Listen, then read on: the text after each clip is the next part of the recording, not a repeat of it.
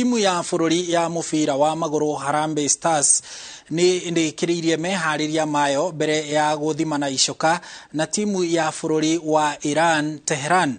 Coach wa Harambee Stars Engin Firat augite Mbĩtĩka ino ni guteithia Stars gucokereria mubira-ini wa maguru makiria ya mwaka na nuthu kuma riria Stars magathikirwo mukana ni kiama kia mubira wa maguru FIFA uria watumire mage guthaka mubira wa maguru kuma hindi iyo.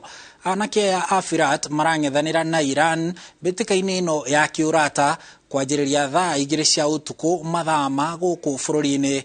Captain wa Harambee Stars Michael Lunga akiuria a Kenya metikire kunyitirira Stars.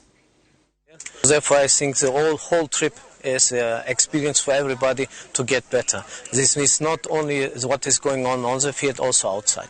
Most of the boys forget to play together. They see each other first time in the camp. So this is all the process we have to pass. We are going step by step. And our aim is that everybody knows it's not friendly games. Our aim is to go to AFCON and later to push for more good results at the AFCON and maybe also for the World Cup. Of course, Kenyans, we want to ask them to continue supporting us just the way that they've done before. And, after 1.5 years, we are back playing in the national team.